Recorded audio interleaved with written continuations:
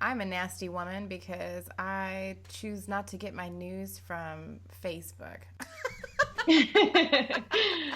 Oh, wow. I mean, Facebook does consider itself a news source. Well, the trick is So that, finding sources that are legitimate because so many of yeah, them are not. And it's tricky to say that because then people don't believe in the legitimacy of actual news. This is like it's a scary time. it's a very scary time. I'm a nasty woman because I choose to think for myself and use my autonomous critical thinking to Mm, decide what I think about what's happening in current events rather than to just be a mindless drone. that's better. That's better than what I said. I'm Yeah, Erin Brown. I liked what you said. I'm Erin Brown and she's Nagarfanuni. And we are Nasty Women Radio. Yeah, and today we're going to talk about what the fuck is happening right now. And there's so many current events that are disturbing. And so we're going to hit some of the highlights of what's going on at the moment, some of the things that are not so great, one thing in particular that's pretty exciting, and just discuss. So at the top of the hour, Yes. the recent verdict on the Philando Castile case happened. Do Um, we, should we maybe keep our listeners abreast of what that situation is? yeah, I am going to say that I really hope that our listeners are I hope, abreast. But I hope so too. and if not, then I'm going. If that name isn't familiar to you, then I'm going to implore anyone listening to think about who it is you're following, what news sources you're listening to. If you don't know who Philando Castile is, then we need to think about broadening the landscape of what you're aware of. So Philando Castile is a man who was murdered by a police officer, one of many since the Black Lives Matter movement happened. But as a result of the Black Lives Matter movement, then every time it's usually a person of color. Black men get the most airtime on it. Then there's a separate within Black Lives Matter, say her name to make sure that we're talking about black women killed by police. And then there are other people of color that are killed by police. In fact, the most likely person to be killed by police officers is Native Americans. So there's a lot to look at here. But Philando Castile was on Facebook Live, right? Yeah, When it happened. that's why it was so high profile after he was shot 7 times by a police officer.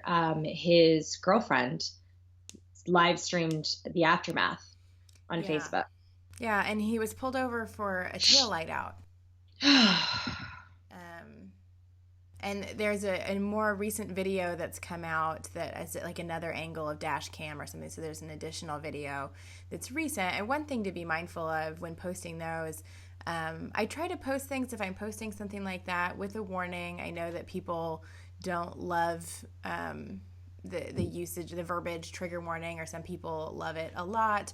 But regardless, you need to give a heads up as to what you're going to see if you click on a link, right? So if Absolutely. you're sharing that, be mindful of that.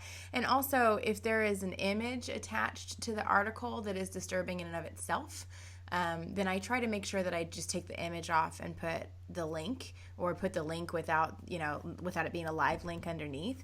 The reason for that is to be mindful of the trauma that it causes, and in this case specifically, that it causes Black people every time they see another murdered Black person. And there's like videos and photos all over the internet of Black people murdered by police officers that are just there to look at. And so I don't want to, as a result of sharing something, cause more trauma for someone else. And so while I think it's important to continue to share that information, being mindful of how you do it, I think is not only thoughtful, but pretty fucking important. Absolutely.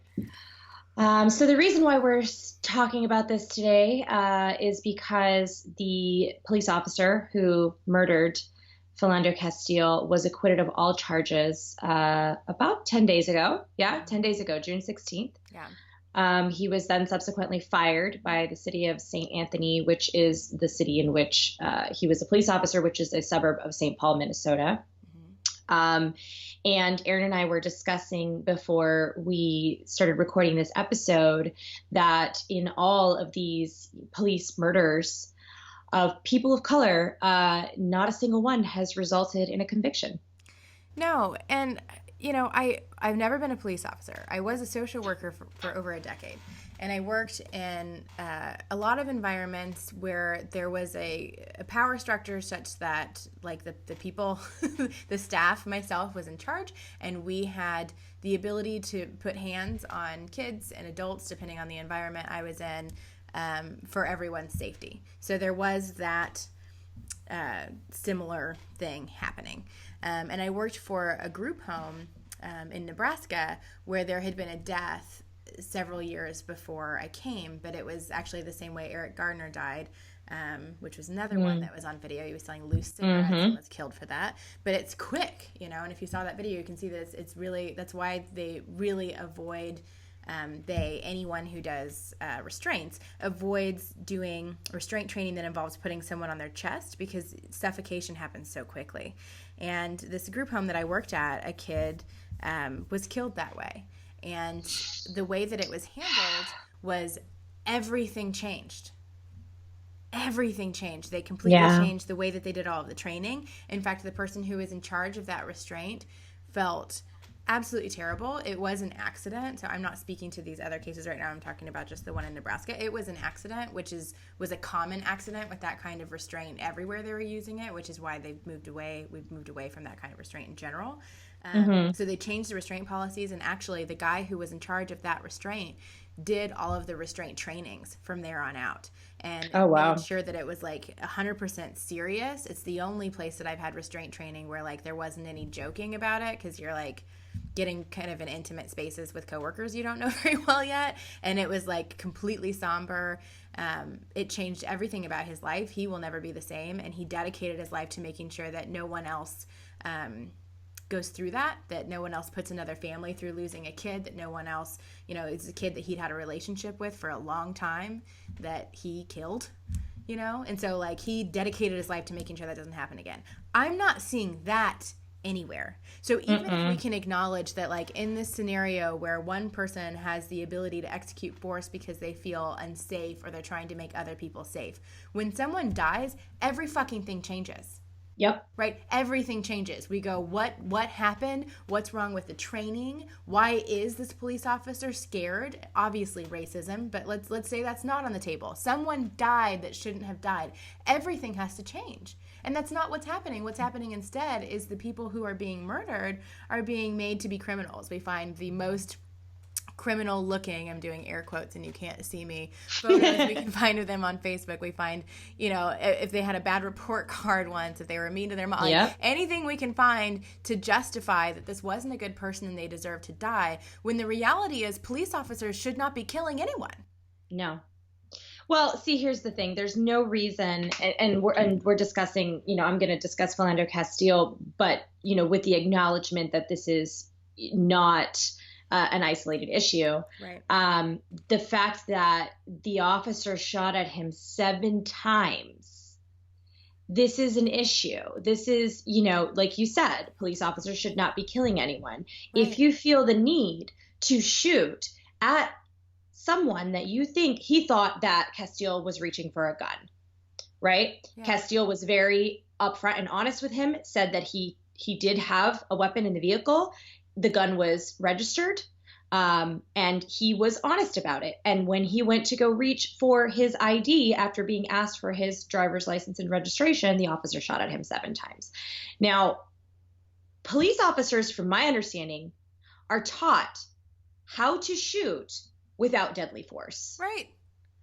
So this is the part that I'm having trouble understanding. Well, so de-escalation is a thing. Exactly. That's supposed to happen. We're shooting at we're seeing that people are shooting at kids leaving parties, shooting people in the back. Like, what's the worst case scenario here? A kid that shouldn't have been drinking at a party, or at a party where there was drinking, or whatever happened at that party where that kid died recently.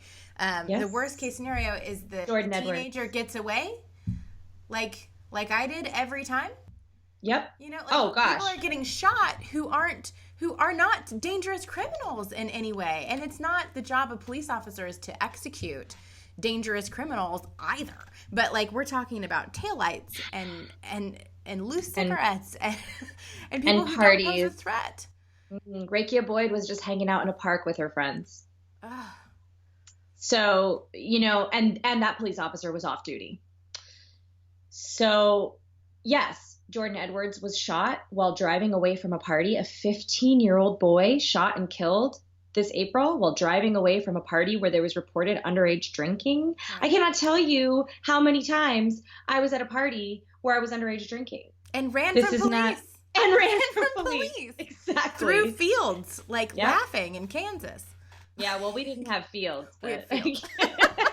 Pastures. Yeah. So, you know, this is a problem. And the fact that these police officers are not being convicted is a problem. And it should be scary for everyone. Like, if it's in anyone who's continuing to be like the blanket statement that we support police officers. I do not support anyone with a gun that's not trained to use it and might shoot someone that I love or me. And also, I don't care what your job title is. Yeah, I think that there are wonderful police officers who do a great job. This is a very not all men moment I'm having right now by making sure that I say something nice about police officers. Obviously, there are great police officers, and it's a dangerous job, and I am grateful for people who do a good job with that job. But you get to walk around with a weapon that you're allowed to use. So the bar for your conduct is very high. And if we're not holding everyone accountable to that, I don't feel safe. Like, that can't be okay. Well, the problem with it is that what it's come down to culturally is that, and I can't speak to this as a person, as a white person. So I don't know what it's like for a white person when they see, particularly white males, when they're driving and they see a police officer. I know that I don't feel safe. I always assume I'm doing something wrong. Yeah. And so I cannot even begin to imagine what, you know, I am a person of color, but I'm a person of color who can easily pass for white. Yeah. So I cannot even begin to imagine what it's like for a black man or a black woman to be in their vehicle and see a police car and what that feels like. I know that when I see police officers, I don't think, oh, thank goodness someone's here to protect me. Yeah. With the current climate, the way that it is, the things that have happened, I typically look around and think, am I fucking something up? Yeah. And that's a problem. Well, and I'm not calling the police in situations where I feel unsafe.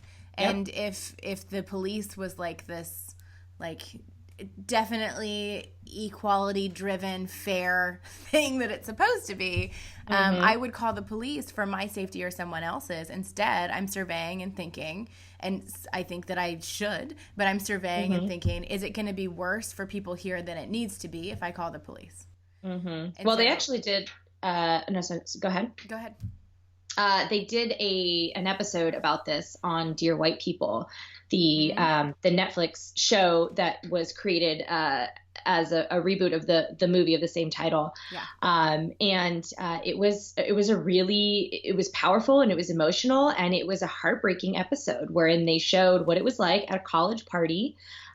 For these kids, you know, it's like a frat party. Everybody's drinking. Someone called the police because a fight escalated and they were worried that things were going to, you know, get to a level that was dangerous. And the police aimed their weapon at the black man that was involved in the confrontation, who was a student there who, you know, there were two men involved in the altercation, a white man and a black man.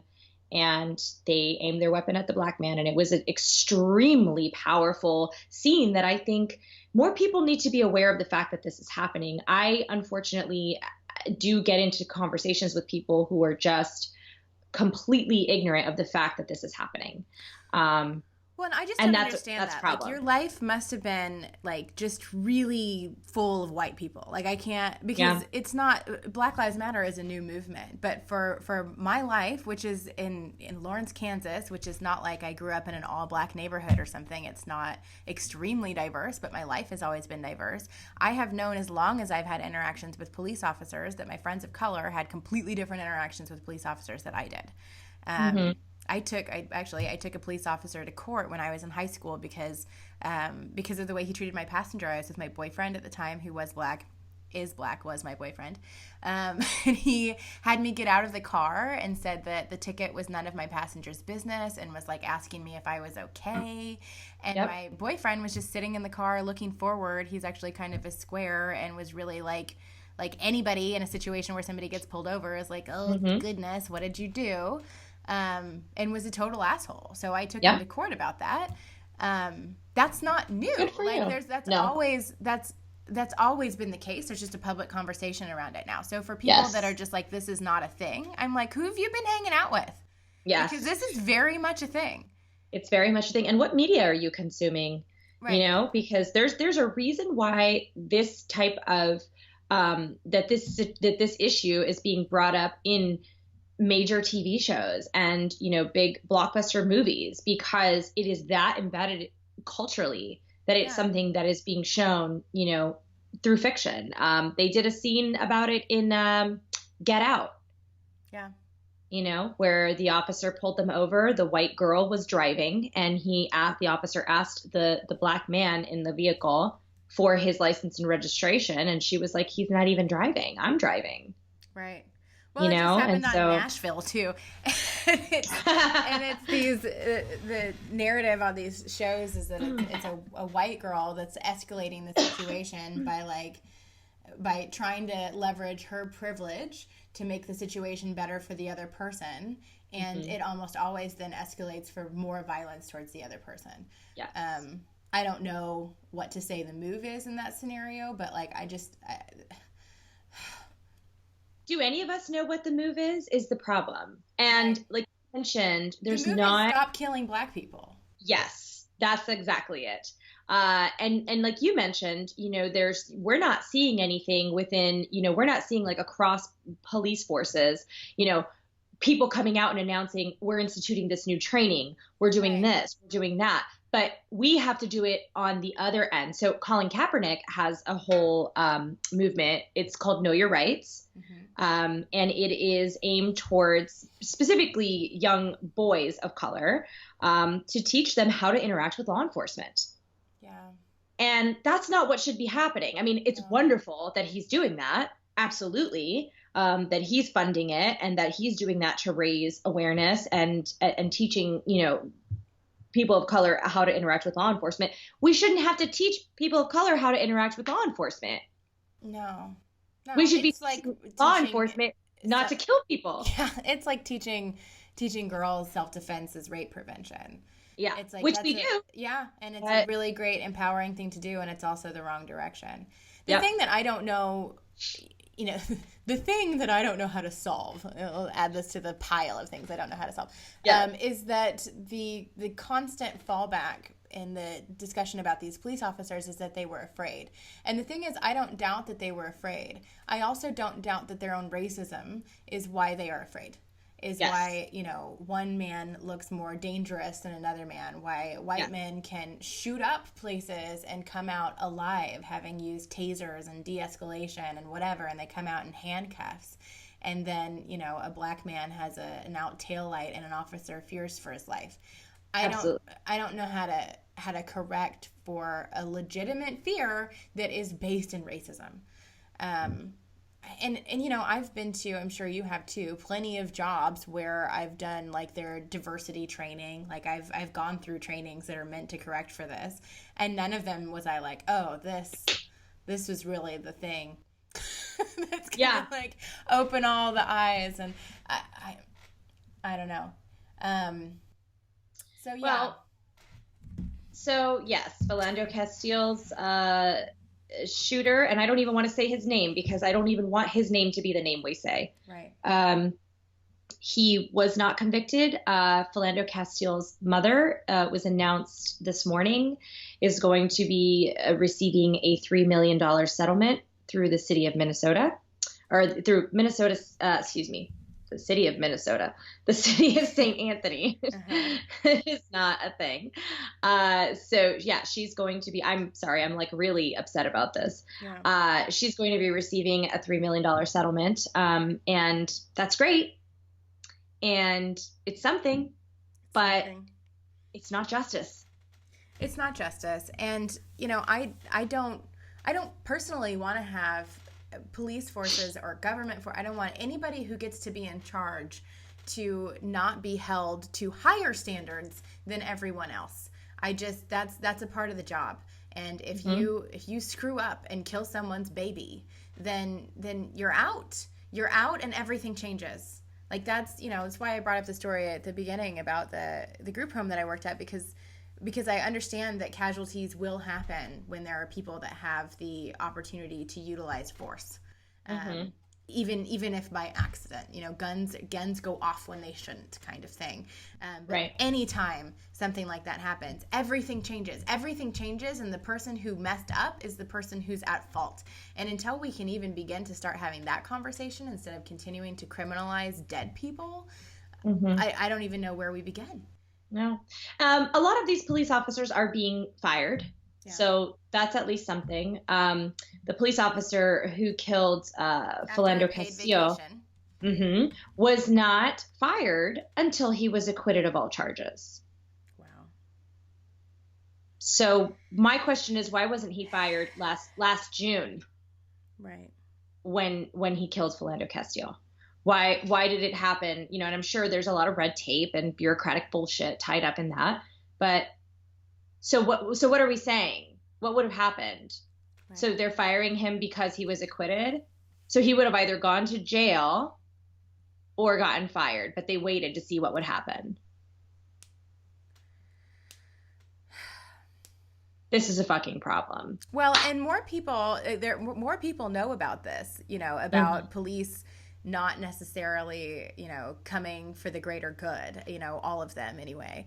I know lots of women who are victims of domestic violence who had their partner, their abuser, returned right back to their home with no charges. Oh, absolutely. Over and over and over again, or will just completely look the other way. Sometimes those abusers are police officers or in the military or whatever. And then they get even more of like this bro pass of like, oh, just, stop doing that. And we know that that's true. So the public conversation has to stop being about, I don't believe this is happening, or it's so hard for me to believe this is happening, or I'm shocked this is happening, and move towards what are we going to demand of our local communities, of the law enforcement in our own communities, of the police commissioners in our own communities. We're getting ready to get a new one now, so that's what's happening in my own community. But like, what are we going to demand for our own communities around this? At least that's the best thing I know that we can individually do. But yeah, we just have to move on from the conversation about, is this happening or isn't it? Because it is. It's happening. And you can go to city council meetings and you can stand up and you can speak, for justice, specifically if someone, was killed by the police force in your community. Yes. These are things that you can do, and there are ways that we can continue to demand justice. And again, this is not us, vilifying police officers. No. That's not what this is. As someone who served in the U.S. military, I do understand, what it's like to be on the other side. And I'm all for law enforcement when they're also held to the letter of the law. Yeah. That's the issue. Yeah. So the issue here is not, us or anyone really, for that matter. Nobody who is on the opposite side of this and who is, part of Black Lives Matter, or who is, an activist, or anyone who's just heartbroken by these murders. No one is against the idea of law enforcement or vilifying law enforcement. We're asking that law enforcement be held to the same fucking standards. Right. Well, and some people are against law enforcement, but because it's like, how do you fix a system that is so clearly broken? So clearly broken. Well, in happy news, Beyonce had a couple of babies. She did have a couple of babies. Did you see the drama though, that her dad put an Instagram post, so he was the one to announce it? Uh-oh. And the Beehive came for him because they were like, not from you. Has she released the names? I saw like reports, but nothing that was like officially from the family. I haven't seen anything yet, but I see that they're that they were both, well, twins typically are preemies, from what I understand. So they're still battling some premature situations, and are not. I don't think they've been released from the hospital yet. Yeah. And I saw a report that it's a boy and a girl, and the girl's name is B, which is like her mom's nickname, I think, and then the boy's name is Sean after Jay-Z. So Maybe. but they haven't said anything. So I'm like, are you just lying, or is that like an insider? Man, I can't imagine being like the level of celebrity where like your business gets out and then you're looking around at your friends like, which one of you assholes? You know what I mean? So if that's out, it's not because they put it out. So I don't know. But that's exciting news. It is exciting, and it's especially exciting because she is such an icon for women, and for all women, specifically for women of color. And it's just amazing to see her like be such a fucking boss and such a queen, and to dance on stage, with a giant pregnant belly, and just be like so unapologetically fabulous. Yes. And now with twins. Of course she had twins. And now, of course, she had twins. Yes. So I congratulations. also love, my favorite thing about her, what I aspire to be like Beyonce in, is that she always responds to anything by making art. And that's my favorite thing about her.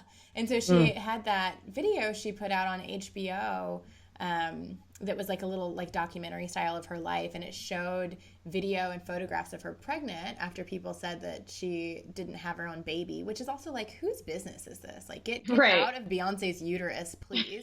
Right.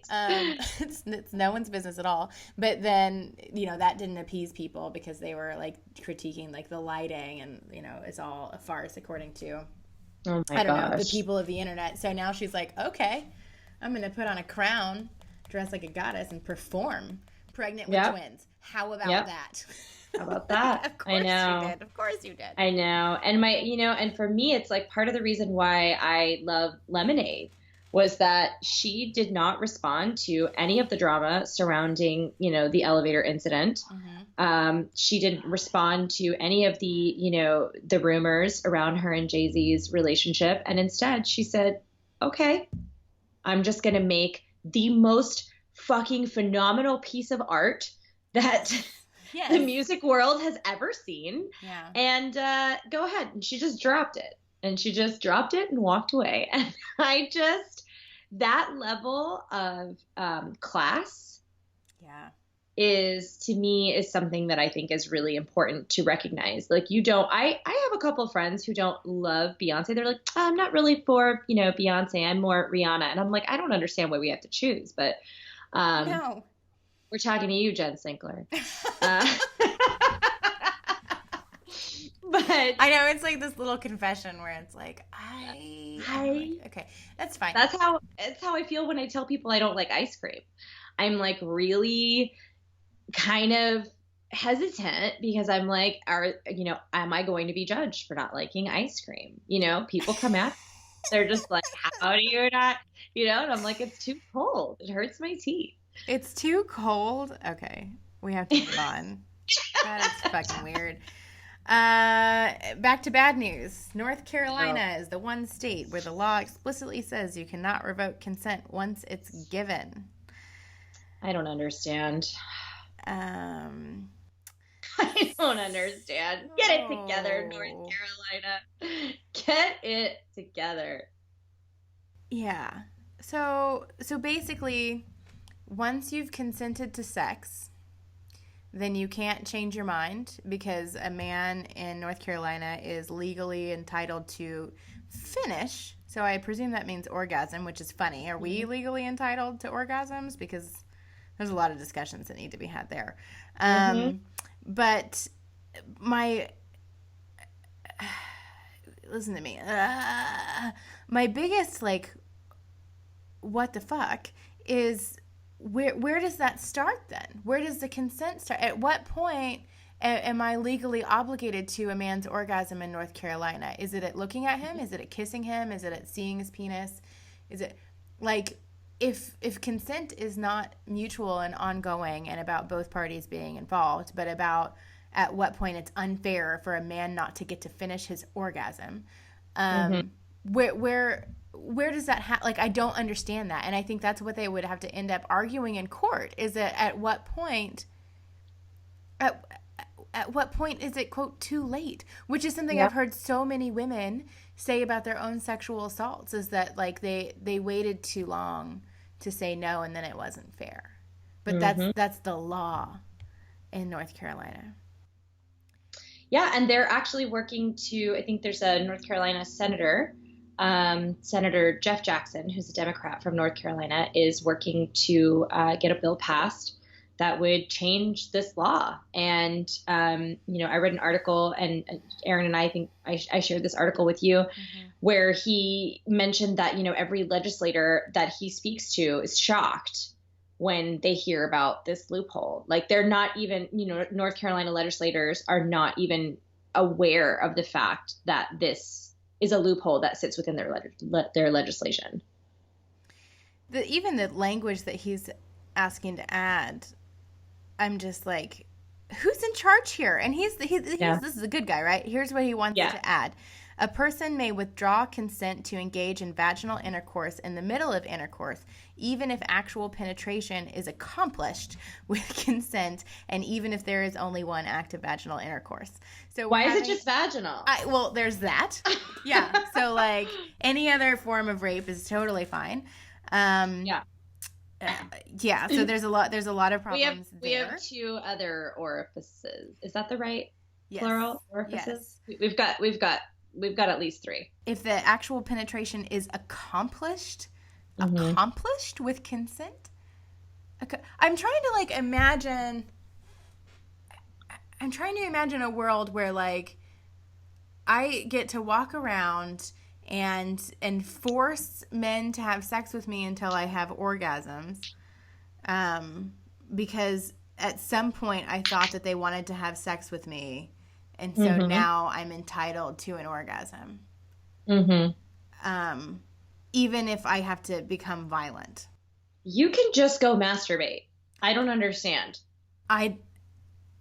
It's just condoning, well, it's obviously just condoning rape, but it's just condoning violence. Yep.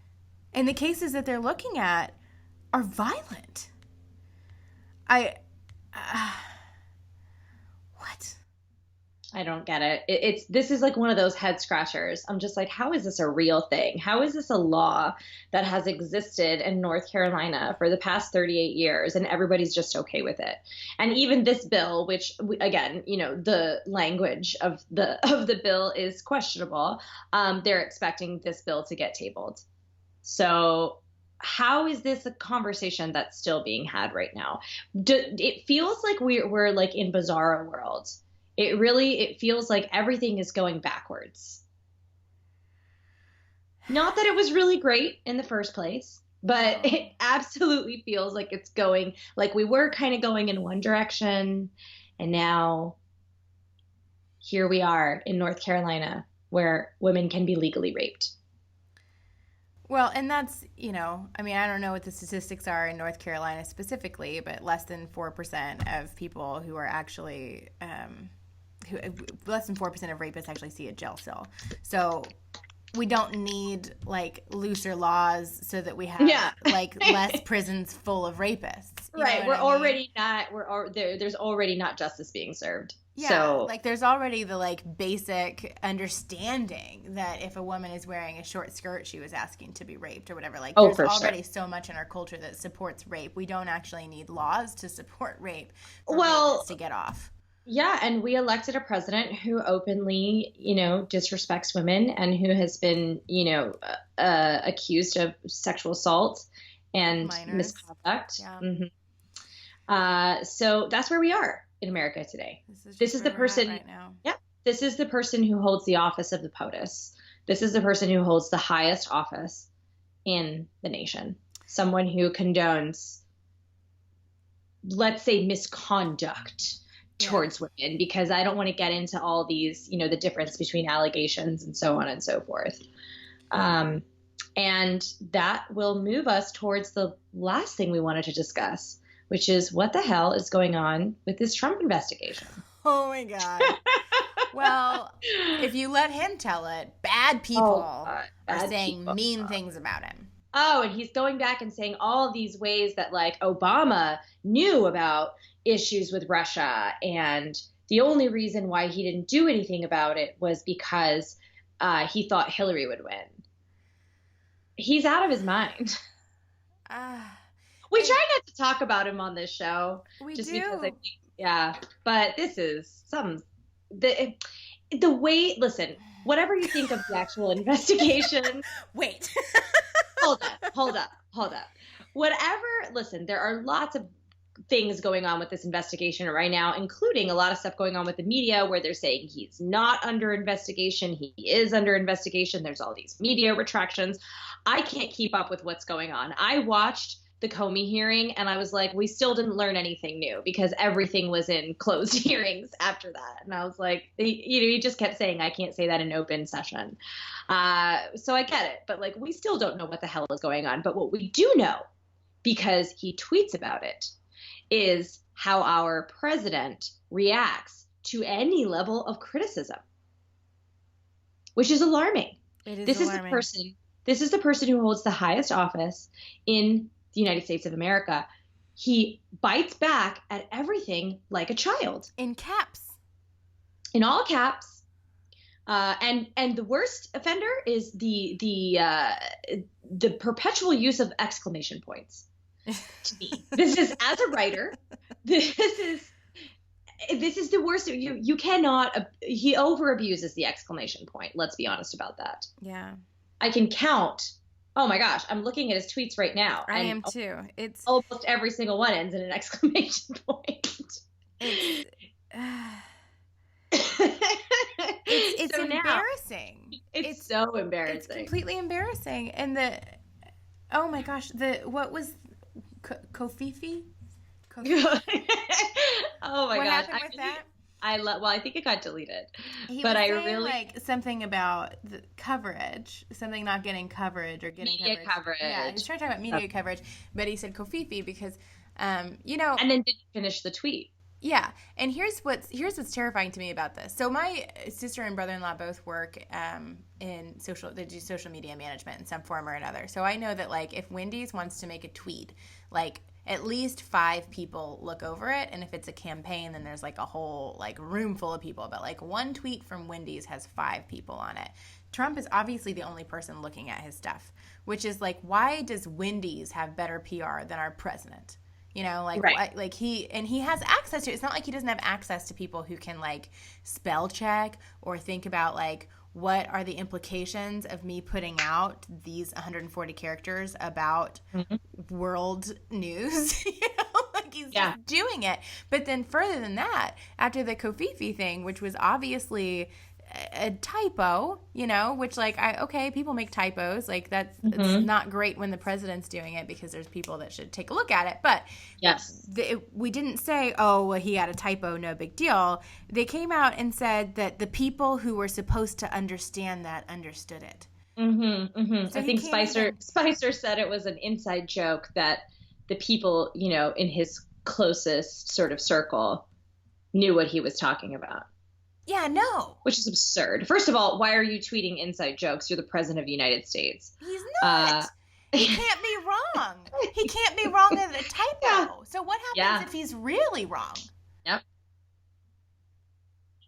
Like if a typo is too hard a blow for his ego, what happens when something really big goes wrong? Right. It's terrifying, actually. It's terrifying that he's so unable to take any kind of criticism or ever admit any kind of wrongdoing. His latest tweet 5 hours ago was ended with, "I should be given apology." He's like a bratty little child. Well, it feels like a really great example of what happens when you're given every entitlement from the day that you're born. I don't think that he has ever been told he's wrong. I mean, he said that himself on his video where he's talking about grabbing women. They just let him do whatever he wants. He can just do whatever he wants. I think that's how he's lived his whole life. And now he's the president. And here's the thing, like, I'm not opposed to talking about politics. I'm really fucking tired of that conversation. Like, oh, we just shouldn't touch politics, because I don't know who that means we leave it to and who's in charge of that discussion. I'm just like, if you don't like talking about politics because it's out of your depth, say that, but don't act like it's not polite conversation, because that's ridiculous. But Absolutely. I also like really understand the theoretical conversation of Democrat versus Republican and small government versus big government, and like the nuance wherein people don't see eye to eye. Like the idea that like my city knows best what to do with their money as opposed to the federal government, but then the Democrats would say, and we have to make sure that things are being allocated fairly, because what if my city is led by a bunch of assholes that don't give, the same tax dollars to schools on this side of town and that side of town? That's where we need big government. So there's like this conversation that's interesting about the theoretical ideas of Republicans versus Democrats. This is not that. This is a guy that is terrifyingly entitled. Can't give a speech that I heard a speech about something about nuclear weapons in a country. I don't remember which one he was talking about. And I read the speech and was like, I don't know anything about this subject, and I guarantee you I could give a better speech about it right now. Like completely incoherent in the way that he talks about nuclear weapons in another country. That's something that we probably need to nail if we're doing a speech about, for like safety in nuclear warfare.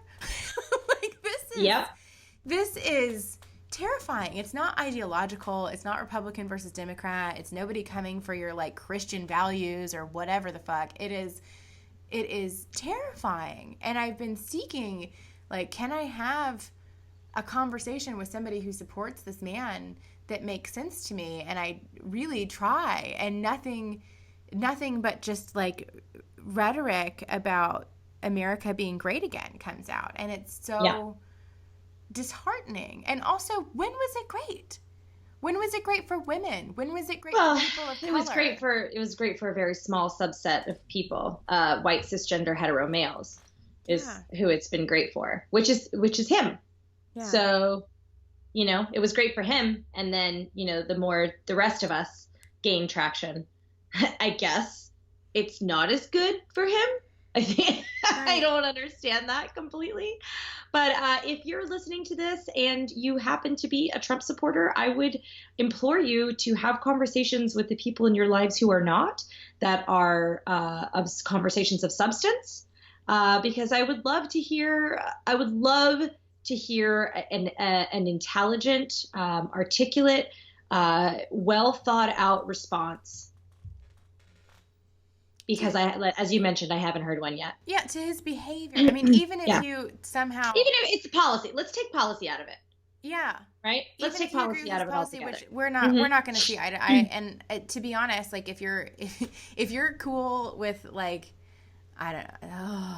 Here's where things get so volatile, because there's a difference between, like, I have a different opinion than you, and I believe that, like, you don't deserve to exist or have rights. Like, that's not a difference in political ideas. That's a difference in belief in the humanity of people and their rights. That's a really freaking difficult conversation to have. So if we aren't in alignment that, like, people get to identify how they do and they have the right to walk around, and everybody should have the same opportunity to get home if they're pulled over, by a police officer, if we can't agree on those things, I don't know that we'll agree.